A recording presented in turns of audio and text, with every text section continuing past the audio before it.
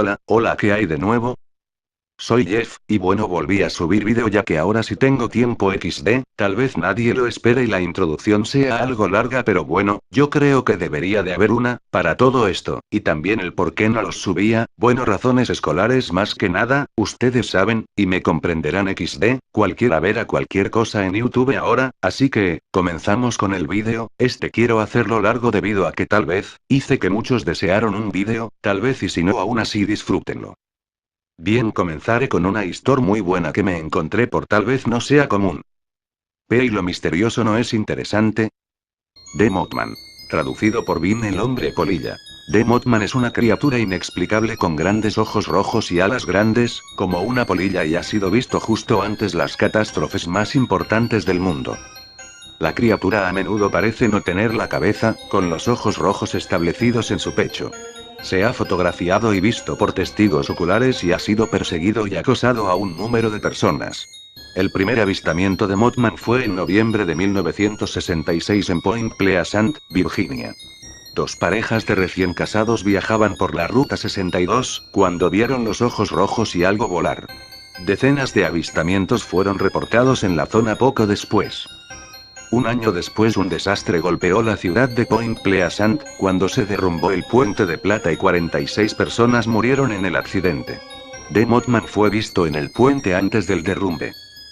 The Mothman también ha sido avistado poco antes de tragedias mundiales, tales como el tsunami en la India, de Chernóbil, Afganistán e Irak, y el 11 de septiembre. Interesante, muy interesante pero saben, en vez de andar buscando leyendas de todo el mundo, me dediqué a investigar leyendas de México, así que estas serán de la República Mexicana, espero que les gusten El Hotel Mesón de Jovito en Zacatecas es conocido por ser uno de los hoteles en México con mayor actividad paranormal, según sus huéspedes. Se ubica a unos pasos de la Alameda y a 5 calles de la Catedral y Plaza de Armas. La antigua vecindad y mesón fue construida en el año 1700. Continuamente se reportan cosas inusuales en la habitación 107 de la Hora Hotel de 5 estrellas, curiosamente la más solicitada. Dicen que este cuarto perteneció a Don Jovito, un hombre que cuidaba el lugar y de quien hay incluso una escultura de cantera rosa en su honor. A la edificación llegaban mineros y forasteros que iban en busca de oro y, dicen, continúan rondando el lugar. Quienes se hospedan ahí cuentan que sienten cosas extrañas, que alguien los observa o persigue. Otros creen ver a alguien detrás de ellos al estar frente al espejo, aún sin conocer las leyendas. También se escuchan ruidos de niños saltando, caballos o movimiento de objetos. La hora con más manifestaciones, afirman, es a las 4 de la madrugada. Les confesaré algo, lo comprobé por mí mismo, y ¿saben? Fue un cago de miedo, no volví a dormir, y esa noche sentí el miedo mismo Bueno, la siguiente creepy continuemos. La niña de las iglesias. Siendo una noche como todas, pero en especial, esta era una noche un poco más fría, más oscura, cerca de la 1 de la madrugada, un taxista regresaba a su casa después de todo un día de arduo trabajo, en la calle ya no había ni alma de gente, pero al pasar frente al cementerio general de la ciudad se percató que una chica le hacía la parada, se siguió pensando que ya estaba muy cansado y que era muy tarde para hacer otra dejada. Sin embargo, reflexionó y pensando en su sobrina de 17 años que fue violada y asesinada 3 años atrás, dijo, pobre chica, no la puedo dejar ahí expuesta a no sé qué miserable. Retrocedió su taxi y llegó hasta ella, tenía aproximadamente entre 18 y 19 años. Al contemplar su rostro, el taxista sintió un frío intenso y cierto sobresalto, al que no le dio importancia, pues la niña era dueña de un rostro angelical, inspiraba pureza, de piel blanca, muy blanca, cabello sumamente largo, era delgada, facciones finas, con unos ojos grandes, azules, pero infinitamente tristes, tenía un vestido blanco, de encaje, y en su cuello colgaba un relicario bellísimo de oro, que se veía de época. El taxista acongojado le preguntó a dónde la dejaba, y le dijo que quería que la llevara de visitar 7 iglesias de la ciudad, las que él quisiera. Su voz era suave, muy triste, pero dejaba notar un timbre muy extraño, que le dejó una sensación de miedo y misterio. Para no hacerla larga, el taxista la llevó a cada una de las 7 iglesias sin replicar, en cada una pasaba cerca de 3 minutos y salía con una expresión de serenidad, de tranquilidad, pero sin abandonar de sus ojos esa mirada de infinita tristeza. Al final del paseo, ella le pidió un favor. Discúlpeme si he abusado mucho de su bondad, mi nombre es Alicia, no tengo dinero para pagarle ahora, sin embargo le dejaré este relicario, ¿y podría hacerme un último favor? Vaya a la colonia Jazmines, ahí vive mi padre, entréguele mi relicario y pídale que le pague su servicio, y dígale que lo quiero y que no se olvide de mí. Déjeme donde me recogió, por favor. El taxista se sintió como en un trance, en donde actuaba automáticamente a la petición de la chica, y la dejó ahí, frente al cementerio. El hombre se fue a su casa, se sentía mareado, le dolía intensamente la cabeza, y su cuerpo le ardía por la fiebre que empezaba a tener. Su esposa lo atendió de ese repentino mal, duró así casi 3 días. Cuando al fin pudo reaccionar y se sintió mejor, recordó su última noche en el taxi, recordó a la niña angelical de las iglesias, y recordó su última petición, que le hizo sentir un escalofrío intenso que hizo que se dispara de pies a cabeza. Aunque él no comprendía nada, pensó que raro fue todo, seguro se fue de su casa, o tiene problemas, pero, ¿por qué en el cementerio? ¿Quién era? El relicario. Sí, ahí estaba, sobre su mesita de cama, el relicario de Alicia, que ahora tenía restos de tierra. Se paró como un resorte, tomó su taxi y fue a la dirección que le diera la chica, pero no con la intención de cobrar, sino de descubrir, conocer, aclarar la verdad detrás de ese misterio que le inquietaba, que le estremecía, que no quería ni pensar. Tocó, era una casa grande, estilo colonial, vieja. Entonces abrió un hombre, de edad avanzada, alto, de aspecto extranjero, con unos ojos, sí, los ojos de Alicia, así de tristes. El taxista le dijo: disculpe señor, vengo de parte de su hija Alicia, ella solicitó mis servicios, me pidió que la llevara de visitar 7 iglesias, así lo hice y me dejó su relicario como prenda para que usted me pagara. El hombre al ver la joya rompió en llanto incontrolable, hizo pasar al taxista y le mostró un retrato, el de Alicia, idéntica a la de hace 3 noches. ¿Es ella mi Alicia? Le dijo el hombre: sí, ella, con ese mismo vestido. No puede ser, hace 3 noches cumplió 7 años de muerta, murió en un accidente automovilístico, y este relicario que le dio fue enterrado con ella, y ese mismo vestido, su favorito. Hija, perdón, debí hacerte una misa, debí haberme acordado de ti, de mí. El hombre lloró como un niño, lloró y lloró. El taxista estaba pálido, pasmado de la impresión, había convivido con una muerte, eso lo explicaba todo. Volviendo de su estupor, le dijo al padre de Alicia: señor, yo la vi, yo hablé y conviví con ella, me dijo que lo amaba mucho, y que no se volviera a olvidar de ella. Creo que eso le dolió mucho. Se dice que el padre de Alicia recompensó al taxista, le regaló toda una flotilla de taxis para que iniciara un negocio, todo en agradecimiento por haber ayudado a su niña adorada a visitar las iglesias en su aniversario fúnebre. Sigamos con algo muy curioso que encontré deambulando por ahí. Para quienes vivan por Q en México y les gustan los de su mismo bando, tengan miedo XD. El asesino de Gaís especial Q, Camino Verde. Durante mucho tiempo la zona entre el anexo de Ingeniería y la Facultad de Contaduría y Administración fue una zona de encuentros gays. Este lugar era conocido como el Camino Verde. Actualmente la zona se encuentra muy cambiada y sin tanta vegetación, motivo por el cual fue dejada de frecuentar.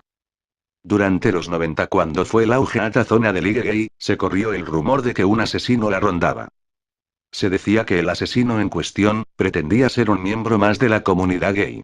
Ligaba a alguno de los chavos y le indicaba que quería algo más de privacidad. Los casos iban desde golpes, asaltos, mutilaciones de pene y desapariciones. Sin embargo, nadie se atrevía a denunciar, pensando que esto iba a revelar su identidad homosexual. El punto cumbre de la leyenda es durante una noche de viernes, cuando un grupo de estudiantes que se encontraba transitando por ahí, encontró a un chico con una puñalada en el estómago. Inmediatamente buscaron ayuda, pero lamentablemente el chico falleció antes de llegar a un hospital, pues había perdido mucha sangre. Muchos consideran que eso es solo una leyenda, que se propagó para que la zona dejara de ser zona de encuentros. También he encontrado algunas historias de amor, tal vez no escalofriantes, pero, sí muy interesantes. La siguiente es para enamorados XD. Un amor prohibido. Todos estamos familiarizados con la típica historia de una alumna que se enamora de su profesor. La relación florece y todo parece una historia de telenovela. El problema es cuando esa historia termina en un trágico suicidio. Se dice que en los 80 una chica de nombre Isabel, estudiante de contaduría, se enamoró perdidamente de uno de sus profesores. El problema típico en estos casos era que él era un hombre casado. Sin embargo, llevado por la lujuria y el deseo correspondió al amor de la estudiante. Al pasar el tiempo Isabel se enamoraba cada vez más de él. Él, como otro cliché, había prometido dejar a su esposa y desposar a Isabel. Promesa que no cumplió. Tiempo después al profesor le ofrecieron un excelente puesto en Monterrey e Isabel vislumbró el escenario perfecto para que ella y su amante estuvieran juntos sin ataduras. Al tocar el tema, el profesor le indicó que su situación no podía continuar y que lo más sensato era dejar las cosas en paz, pues él tenía una familia y una reputación que cuidar. Desconsolada salió de la facultad encaminándose al metro. El desconsuelo y las ganas de no querer seguir viviendo sin él, la llevaron a tomar una decisión precipitada. Ella en su trance casi hipnótico, ingresó a las zonas vírgenes a espaldas del posgrado de la FK, para nunca más volver. Tiempo después mucha gente que pasaba por la zona percibía un olor nauseabundo en esa zona, motivo por el cual se decidió investigar. Cuando encontraron su cadáver, este se encontraba en un avanzado estado de descomposición, además con diversas marcas de que animales salvajes se habían alimentado de él. La autopsia reveló que Isabel se había cortado las muñecas con un cúter y se había desangrado hasta morir. Según relatos de testigos, a Isabel se le puede ver deambulando por los pasillos de la facultad cuando ésta se encuentra cerrada, algunos más la han visto en los pasillos de la biblioteca o en el estacionamiento de la facultad esperando a que su amado profesor pase por ella como todas las noches. También se dice que se le ha visto en el tramo que va hacia el metro Q parada viendo hacia la zona salvaje. Otros testigos dicen que por las noches en ese tramo se puede escuchar el llanto de una chica en el interior de la zona salvaje. Yo les puedo decir, que si me ha tocado escuchar el llanto de alguien en esa zona, no es muy notorio. Pero si prestas atención si se llega a escuchar. Bueno, esta sí me encantó XD, disfruten la otra no fue fácil, encontrarla. La venganza del muerto. Arturo, un trabajador del metro, como cada tercer día citó a su novia Angélica en una estación subterránea de ese medio de transporte. En ese lugar, el día anterior, había ocurrido un terrible accidente en el cual un hombre murió despedazado al caer a las vías del tren. Al llegar la novia, Arturo le contó lo sucedido y la llevó al sitio preciso donde el hombre había muerto. Todavía se observaban grandes manchas de sangre seca. Angélica, al escuchar la narración de su novio, se empezó a sentir mal. Extrañamente, la cabeza le comenzó a doler de una manera intensa y se sintió mareada, lo que hizo que Arturo la llevara a su casa. Días más tarde, Angélica, aunque siempre había sido escéptica, tuvo sus primeras experiencias sobrenaturales. Primero llegaron unas pesadillas en las que un hombre descarnado le quería hacer daño. Luego, sentía que se sentaban en su cama y la descobijaban. Y llegó el momento en que estas situaciones tenían tan asustada a la joven, que lo reveló a su familia. No le creyeron, le dijeron que estaba sugestionada por lo del accidente ocurrido en el trabajo de su novio y que mejor lo olvidara. Algo semejante ocurrió con sus amigas, que al escuchar el relato se burlaron de ella. Las situaciones paranormales se le manifestaron cada vez más. La vida de Angélica había cambiado, ahora era una mujer retraída y el mínimo ruido la exaltaba. Creía que se estaba volviendo loca y un día, acostada en su cama vio la sombra de un hombre y, cuando intentó pedir auxilio, quedó paralizada. La sombra se acercó a ella y dijo con desesperación: yo no debía morir. Ese hijo de P, me aventó a las vías para quedarse con mi parte de lo que habíamos robado. Angélica, tú serás quien vengue mi muerte. Si lo haces te prometo que te daré mucho dinero. Y si te niegas, nunca, óyelo bien, nunca te dejaré en paz. Angélica apenas soportó tener frente a ella una cara descarnada que olía a podrido y al cabo no pudo más, perdió el sentido y más tarde despertó gritando: mamá. Dile que se vaya, mamá. La familia acudió inmediatamente al cuarto de Angélica y se percató de que había un fuerte olor a drenaje y un frío intenso. Todos estaban consternados y hasta que amaneció la familia estuvo tranquilizando a la joven, sin lograrlo del todo. Los padres de la joven no sabían qué hacer ni qué le pasaba a su hija. Por un momento pensaron que ella consumía drogas o necesitaba ayuda médica. Por tanto, al día siguiente la llevaron con un psicólogo. El médico informó que la muchacha estaba muy alterada de los nervios y era conveniente que la sometieran a una serie de estudios para descartar la posibilidad de una esquizofrenia. Le recetó calmantes y le aconsejó que guardara reposo y evitara las emociones fuertes. Por unos días Angélica se quedó en casa atendiendo las indicaciones del médico. Dormía junto a su madre y cesaron las situaciones extrañas. Pero cierto día que la mamá estaba fuera de casa y solo la acompañaban sus hermanos, la voz llegó de nuevo a sus oídos. Angélica, Angélica.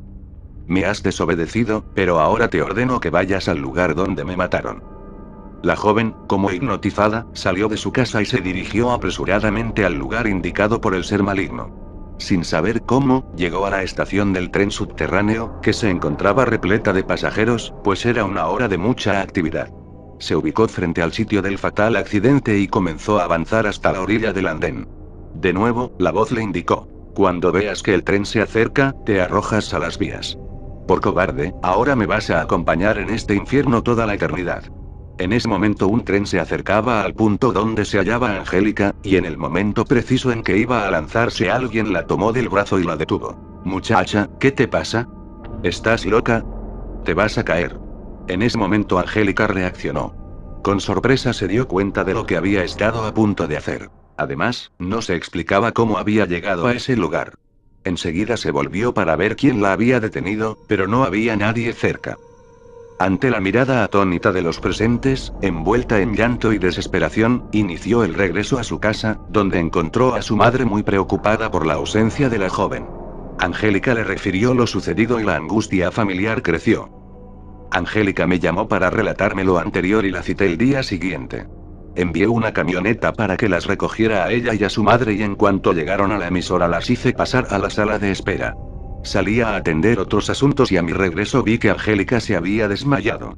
En ese momento ya se encontraba allí el maestro Soam, acompañado de la maestra Kumari, y entre los dos trataban de reanimar a la joven. Inicié la transmisión sin que la muchacha se restableciera por completo. Más tarde el maestro me informó que la joven estaba despierta pero un espíritu de oscuridad se encontraba dentro de ella. Le indiqué que pasaran a la cabina y los parapsicólogos comenzaron su labor. Angélica mostraba una rara actitud. Su mirada en ocasiones se perdía y su voz era gruesa. La madre se encontraba asustada y desconcertada, mientras el maestro, frente a mí y los micrófonos, la interrogaba. ¿Quién eres? ¿Por qué estás dentro de este joven? Y Angélica respondía con voz gruesa y pausada. ¿Qué te importa? Déjame en paz. Ella es mía y me la voy a llevar. No te la vas a llevar. Voy a invocar a San Miguel Arcángel. Te va a sacar de aquí y te llevará a los infiernos, dijo el maestro. Vete a la chin. Ni tú ni nadie podrá impedirlo. Ja ja ja. Y nuevamente Angélica se desmayó. La mamá lloraba desconsolada y le pedía a mi productor Ignacio Muñoz que la sacara de la cabina porque se estaba poniendo muy mal. La verdad era una situación de miedo y muy tensa. Los parapsicólogos se enfrentaban a un caso difícil y me indicaron que se trataba de un espíritu de oscuridad sujetado por varios demonios. Pero la transmisión tenía que continuar. Tuvimos cuidado de que este espíritu no utilizara a Angélica para lanzar al aire palabras obscenas, ni arrojara algún tipo de maldición, pues esto podría sugestionar a los radioescuchas. Los parapsicólogos lograron despertar a la joven y la llamaron por su nombre, pero ella no respondía ni como Angélica ni como el espíritu que tenía dentro. Comenzaron a decirle unas oraciones y después de aproximadamente 30 minutos la muchacha lanzó un fuerte alarido y cayó inconsciente. Por suerte, el sonido emitido por la joven ocurrió en el espacio de comerciales, pues de haber salido al aire muchas personas se hubieran llevado una fuerte impresión. El programa continuó y, antes de volver del corte comercial, mi productora Gina dijo que el departamento de seguridad había reportado que en la entrada estaban unas personas que escuchaban el programa y les llamó la atención la historia. Semanas atrás habían perdido un familiar en circunstancias semejantes a las del hombre arrollado por el tren, pero no sabían a qué estación se refería a Angélica, porque nunca lo mencionamos. El caso se tornaba todavía más misterioso e interesante, así que hice pasar a tales personas y, sin charla previa, platiqué con ellas al aire. Indicaron que traían documentos que confirmaban su dicho y mostraron una acta de defunción y otros documentos que acreditaban la muerte de su familiar en una estación del tren subterráneo. Cotejamos las fechas y coincidían. Angélica estaba reponiéndose de lo que había experimentado momentos antes y al escuchar lo que decían estas personas se puso nerviosa. Le indiqué que todo había terminado, que se calmara. Los recién llegados dijeron que el principal propósito de su visita a la cabina era asegurarse de que se trataba de la misma persona, y de ser así querían conocer el nombre de quien la arrojó a las vías para comunicarlo a las autoridades y que lo aprehendieran. Entonces mostraron una fotografía del occiso. Le pregunté a Angélica si quería ver la fotografía y dijo que sí. Y al verla, alarmada exclamó: sí. Sí es. Va a regresar. Ayúdenme, por favor. El maestro Soam la sacó de la cabina inmediatamente. De manera increíble, se trataba de la misma persona cuyo espíritu había atormentado por semanas a Angélica, pero este ser maléfico nunca dijo el nombre de su verdugo, que seguramente anda por ahí haciendo fechorías. Fue un caso lleno de situaciones sobrenaturales, de angustia y de tragedia, que estuvo a punto de esclarecer un delito. A los familiares del fallecido el caso solo les aportó el conocimiento de que se trataba de un homicidio y no de un accidente, tal como se mencionó al aire. Y están en espera de que las autoridades algún día esclarezcan este singular crimen. Todo indicaba que el espíritu había abandonado el cuerpo de Angélica. Ella, semiconsciente aún, comenzó a sudar y dijo que tenía mucho frío. Poco después Angélica manifestó que sentía náuseas y deseaba vomitar, y lo hizo y arrojó una pestilente bocanada de una sustancia entre verde y negruzca. Hoy en día Angélica asiste a la escuela normalmente y solo le queda el recuerdo de lo que fue sin duda la pesadilla más horripilante de su vida. Bien, fue algo difícil conseguir esa XD, así que espero les haya gustado, pero lamento decir que con esta se acaba el vídeo. XD, la siguiente historia es verídica, no me paso a mí, porque seguro me hubiera cagado del susto. XD. Disfrútenla. La contaré como la encontré. XD. Esta historia es real. Esto le ocurrió a una prima mía Carla, su hermana mayor estudia una carrera de salud y llegó a su casa un cráneo para estudiar, al cual, por broma lo llamaban puti. Carla cada vez que veía el cráneo le torcía la mandíbula, se burlaba, colgaba cosas de su mandíbula a apariencia de lengua, todo por una semana. Pasó de ser la chica más alegre que puedan conocer, amiguera y extrovertida, y comenzó a aislarse, se volvió callada, y se sentía triste todo el tiempo, ni ella misma entendía por qué. Esto duró como un mes y toda su familia lo notó. Sus dos hermanas, una menor y la otra mayor, la que estudia, trataron de hacerla salir, planearon ir a la piscina ya que allá es un lugar en el que siempre hace mucho calor. Carla no quiso salir, pero sus hermanas insistieron tanto que Carla comenzó a gritar cállate. Y comenzó a ahorcar a su hermana mayor, la más pequeña comenzó a gritar tan fuerte que sus papás llegaron corriendo, separándolas. Los siguientes días Carla tuvo pesadillas con un hombre de ropa negra con capucha al cual no se le veía rostro alguno.